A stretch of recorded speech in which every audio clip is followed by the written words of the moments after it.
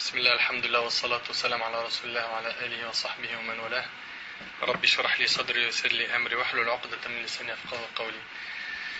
Mes chers frères et sœurs, comme vous avez pu voir et lire dans les infos, ce qui s'est passé est impardonnable, inacceptable et indéfendable. Wallahi, c'est de la pure folie.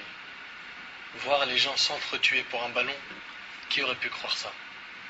Le foot est devenu une divinité adorée en dehors d'Allah Azzawajal chez certains parmi les musulmans et les musulmanes. Hier, dans la région parisienne, plus précisément à Quatre-Chemins, dans le 93, il y a eu des blessés et des morts à cause d'un ballon. Une connaissance m'a dit qu'une personne a été jetée par la fenêtre. Je ne citerai pas son origine pour ne pas faire de fitna.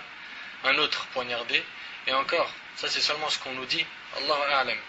La vérité, combien il y a de personnes qui ont été blessées. En tant que musulmans, nous devons aimer pour Dieu et détester pour Dieu et pas pour le foot. Aujourd'hui, on voit des gens, ils s'aiment parce que voilà. Ils s'aiment parce qu'ils supportent la même équipe. En tant que musulman, tu dois aimer les gens parce qu'ils aiment Allah. Selon Abu Umama radiyallahu anhu, le prophète sallallahu alayhi wa sallam a dit: quiconque aime pour Allah et pour Allah, donne pour Allah et prive pour Allah aura parachevé sa foi. Rapporté par Abu Daoud. Tu vas avoir une foi complète, aime pour Dieu et déteste pour Dieu, pas pour le foot. Jamais le foot te donnera une foi complète. En ce qui concerne le nationalisme, cette maladie répandue un peu partout aujourd'hui, le prophète sallam nous a mis en garde contre ce nationalisme et il nous a dit: n'est pas des nôtres. N'est pas des nôtres. Celui qui appelle à al-asabiyya. Al-asabiyya, c'est le nationalisme ou le tribalisme. Qui combat pour le nationalisme ou qui meurt pour le nationalisme. Rapporté par Abu Daoud. Il n'est pas des nôtres. Celui qui combat pour le nationalisme, c'est n'importe quoi. Ça ne fait pas partie du comportement d'un musulman. Le prophète sallam, il se désavoue de nous. Quelqu'un qui supporte son pays, qui ne supporte pas Ummat al-Islam, c'est miskin, un jahl, un ignorant. Dans un autre hadith, le prophète sallam a dit: délaissez-le en parlant du nationalisme, c'est une pourriture. Rapporté par Al-Bukhari et Muslim. Et en arabe, c'est da'ouha fa innaha muntina. Une muntina, une pourriture. D'être attaché comme un bahloul, comme les gens d'aujourd'hui là, à son pays aveuglement. Aux yeux d'Allah, les êtres humains sont tous égaux. Le prophète sallallahu a dit: il y a en effet des gens qui se vantent de leurs ancêtres. Mais aux yeux d'Allah, ils sont plus méprisables que le scarabée noir qui enroule une bouse dans son nez. Voici qu'Allah vous a retiré de l'arrogance du temps de la jahiliya, du temps de l'ignorance, et de sa vantardise de la gloire des ancêtres. L'homme est soit un croyant qui craint Allah, ou un pécheur infortuné. Tous les gens sont les enfants d'Adam, et Adam a été créé à partir de la poussière, rapporté par Tirmidhi et Abu Daoud. Écoutez bien ce qu'il dit le prophète sallallahu alayhi wa sallam: l'homme est soit un croyant qui craint Allah, ou un pécheur infortuné. Tous les gens sont les enfants d'Adam. On est tous des enfants d'Adam. Que tu sois tunisien, marocain, algérien, africain, malien, on est tous des enfants d'Adam. On est égaux, on est pareil. Et Adam a été créé à partir de la poussière. Subhanallah, de la poussière qui aujourd'hui s'enorgueille, qui frime, qui déteste un tel et un tel et un tel. T'es de la poussière, mon frère. Ma sœur, n'oublie pas, on était de la poussière. Et on n'est que de la poussière, on le restera. Et le prophète sallallahu alayhi wa sallam a dit également: certes, Allah a extirpé de vous la fierté de l'arrogance de l'âge de la jahiliya et la glorification des ancêtres.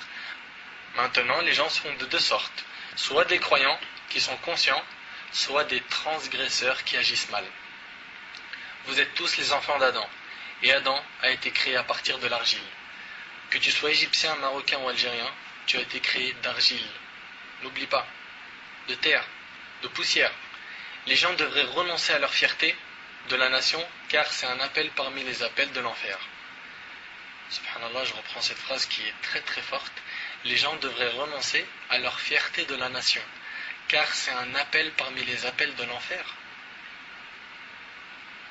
Les gens devraient renoncer à leur fierté de la nation, car c'est un appel parmi les appels de l'enfer.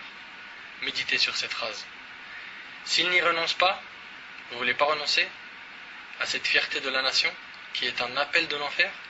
S'ils n'y renoncent pas, Allah tabaraka wa ta'ala les considérera plus vils que les plus simples vers qui se frayent un chemin à travers les excréments, rapporté par Abu Daoud et At-Tirmidhi. Ce hadith-là, franchement, il fait très peur. Parce que on a beaucoup de gens aujourd'hui qui s'attachent comme ça à leur pays. Et c'est pas il s'attache seulement à son pays, c'est il s'attache et il déteste et il éprouve du mépris dans son cœur. Il se sent pas bien quand il voit une personne qui est d'une autre origine, d'un autre pays. Les gens devraient renoncer à leur fierté de la nation. Tu veux être fier de quelque chose, c'est pas de ta nation, c'est ton dîn, de ta foi, de l'islam, et pas de la nation. Les gens n'ont pas de valeur avec la nation, ni avec le pays, ni avec l'origine, mais plutôt avec la religion. Écoutez bien, s'ils n'y renoncent pas, Allah Ta'ala les considérera plus vils que les simples vers qui se frayent un chemin à travers les excréments. Subhanallah. Il y a de nombreux exemples dans la vie du prophète sallam qui nous montrent que le prophète sallam a blâmé et réprimandé tous ceux qui se référaient au nationalisme. Au cours d'un incident, Jabir ibn Abdullah al-Ansari radiyallahu anhu rapporte ce qui s'est passé à l'oasis d'Al-Muraisi. Lorsque les hypocrites firent ressurgir les traces du nationalisme pour détruire l'unité des musulmans, il dit: nous étions engagés dans une bataille lorsqu'un des muhajiroun, les muhajiroun en fait c'est ceux qui ont émigré de la Mecque vers Médine. Donc nous étions engagés dans une bataille lorsqu'un des muhajiroun s'en est pris à un ansari. Et les ansar c'était les habitants de Médine. Ce dernier, qui était le ansari, a alors dit: ô ansar, aidez-moi, appelant sa tribu. Le prophète sallam entendit leurs propos et leur dit: cessez ces slogans tribaux. Cessez ces slogans tribaux. Tout ceci est infect.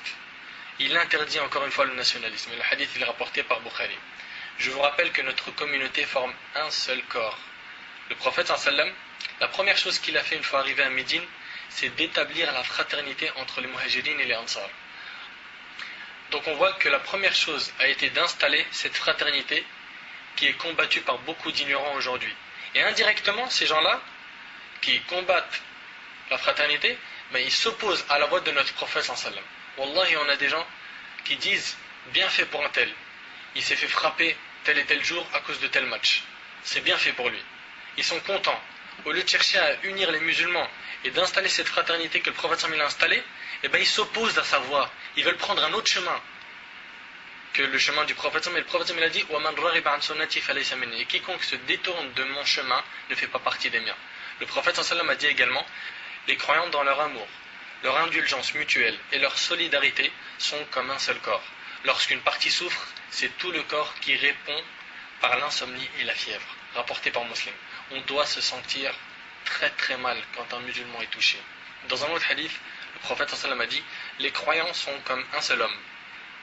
Si ses yeux souffrent, tout son corps souffre. Rapporté par Muslim. Aujourd'hui, t'as un Palestinien qui souffre dans tel endroit, personne ne ressent quelque chose. Un Algérien qui se fait agresser, personne ne ressent quelque chose. Pour un match de foot en plus. Un Égyptien qui se fait agresser, personne ne ressent quelque chose. On entend quoi? C'est bien fait pour lui. Ils ont commencé. Puisqu'ils ont commencé, voilà, qu'ils assument. On ne répond pas un mal par un mal. Oui, mais en islam, celui qui nous combat, on le combat. Écoutez, arrêtez de dire n'importe quoi. Arrêtez de dire n'importe quoi, on n'est pas en guerre. On n'est pas en guerre, il faut arrêter de faire du cinéma. Wallah al-Azim, c'est n'importe quoi. On dirait aujourd'hui, chacun d'entre nous, il veut être un juge. Il n'y a que les juges qui prennent les décisions de un tel, il va lui arriver ça, ou un tel, il va lui arriver ça, ou un tel, il va en prison, ou un tel, il va être sanctionné par une peine de mort. Aujourd'hui, tout le monde pense que ça y est, c'est devenu un juge. Il fait ce qu'il veut. D'après Abu Huraira, le prophète sallam a dit: un arabe n'est pas meilleur qu'un non-arabe. De même qu'un non-arabe n'est pas meilleur qu'un arabe. Écoutez bien, un arabe n'est pas meilleur qu'un non-arabe. De même qu'un non-arabe n'est pas meilleur qu'un arabe. Un homme de race rouge n'est pas meilleur qu'un homme noir, excepté dans la piété. La seule chose qui fait la distinction entre les musulmans, c'est la piété, la foi. Comme Allah subhanahu wa ta'ala l'a dit dans le Coran, dans Surat al-Hujurat, Surat 49, verset 13, Inna akramakum indallahi atqakum. Certes, les plus nobles d'entre vous sont les plus pieux. Et dans le hadith, le prophète dit: l'humanité descend d'Adam et Adam a été créé d'argile, rapporté par Bukhari et Muslim. Cela signifie que les musulmans, quels qu'ils soient, arabes, chinois, africains, européens, asiatiques ou américains ne forment qu'une seule et unique Ummah, communauté, et qu'ils ne peuvent se diviser et se séparer les uns des autres. Jamais un lien nationaliste ne devrait briser leur unité. D'ailleurs, Allah subhanahu wa ta'ala dit dans Surat al-Hujurat, Surat 49, verset 10, Innamal mu'minuna ikhwa, fa aslihu bayna akhawaykum, wattaqullah la'allakum turhamun. Les croyants ne sont que des frères. Voilà. À partir du moment où tu es un croyant, tu es le frère des autres croyants. C'est un automatisme. Les croyants ne sont que des frères. Et le prophète sallallahu alayhi wa sallam a dit, selon Anas dans Sahih Bukhari et Muslim, La yu'min ahadukum hatta yuhibbu li akhihi ma yuhibbu li nafsihi. Ne sera un véritable croyant une personne que s'il aime pour son frère ce qu'il aime pour lui-même.